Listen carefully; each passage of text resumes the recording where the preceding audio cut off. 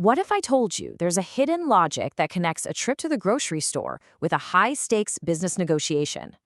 Well, today we're unpacking that exact logic with one of the most powerful tools for understanding our world, game theory. It's the strategy of choice, and trust me, it is everywhere. I mean, really think about it. You might say no, but you'd be wrong. Whether you're deciding which checkout line to join, negotiating a salary, or even just trying to figure out dinner plans with a friend, you are in a strategic interaction. Game theory is the science that decodes these moments, and it shows us that life, in so many ways, is just a series of games. All right, so here's our game plan for this explainer. We're going to start with the absolute basics. What even is a game? Then we'll get into its history, zero in on the single most important idea, see it play out with 3 classic puzzles, and finally bring it all home to your world. Okay, first things first. Before we can analyze a game or figure out how to win one, we need to be crystal clear on what a game actually is. And it turns out, every single strategic interaction you'll ever have is built from just 3 core components. So here's the official definition. But at its heart, game theory is all about one thing: interdependence. My best move depends on your best move, and your best move depends on mine. It's a powerful mathematical lens that lets us see how we're all connected by the consequences of our choices. For any situation to count as a game, you need these 3 things, no exceptions. First, you need players, the people or companies or countries making the decisions. Second, you need strategies. That's just the complete list of all possible moves a player can make. And third, you need payoffs, what each player gets at the end of the game. If you can spot these 3 things, you can map out the logic of pretty much anything. You know, game theory didn't just appear out of thin air.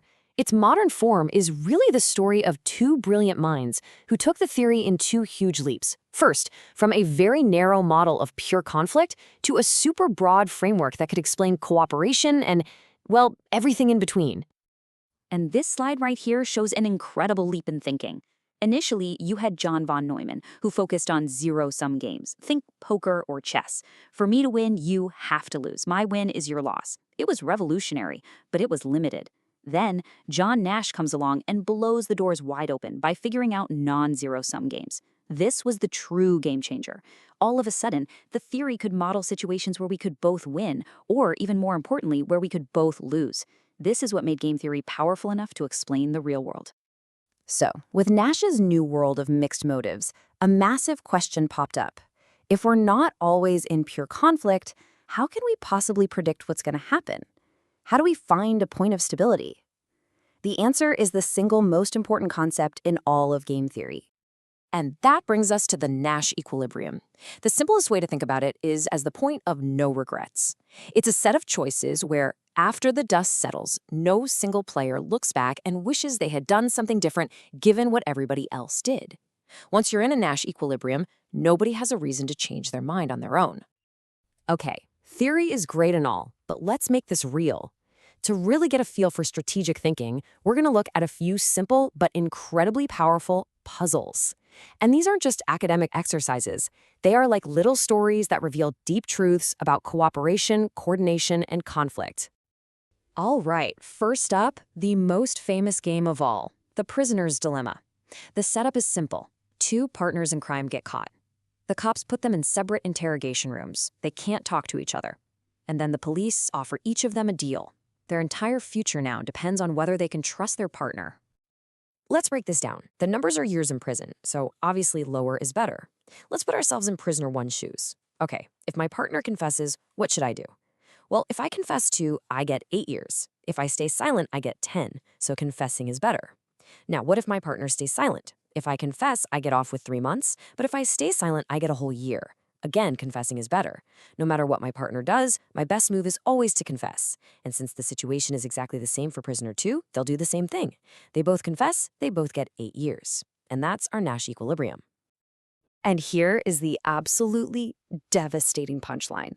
Both prisoners, by acting perfectly rationally and looking out for their own self-interest, end up in a place that is way worse for both of them than if they had just trusted each other and stayed quiet.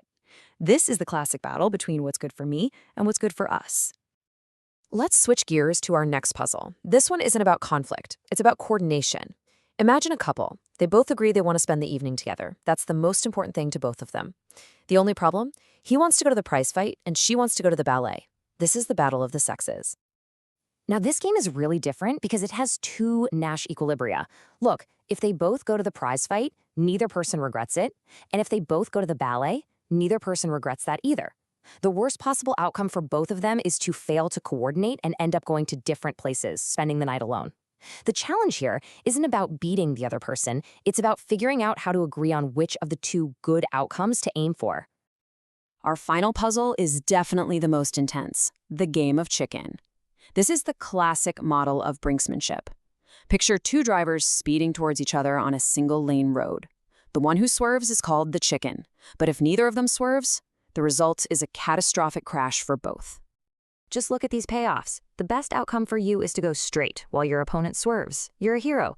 But the absolute worst outcome is you both go straight. Total disaster. This game also has two Nash equilibria, one where you swerve and they go straight, and one where they swerve and you go straight. It's a game of anti-coordination. You desperately want to do the opposite of your opponent. This perfectly models those high-stakes negotiations where each side is just trying to force the other one to back down first. So, as you can probably tell, these puzzles are way more than just textbook examples. The logic of game theory is being used right now to solve incredibly complex problems in tons of different fields, shaping the world around us in ways we might not even see. I mean, the applications are just everywhere. In business, it helps companies decide whether to enter a new market or how to price their products against a competitor. In economics, it's the engine behind massive auctions for things like cell phone bandwidth.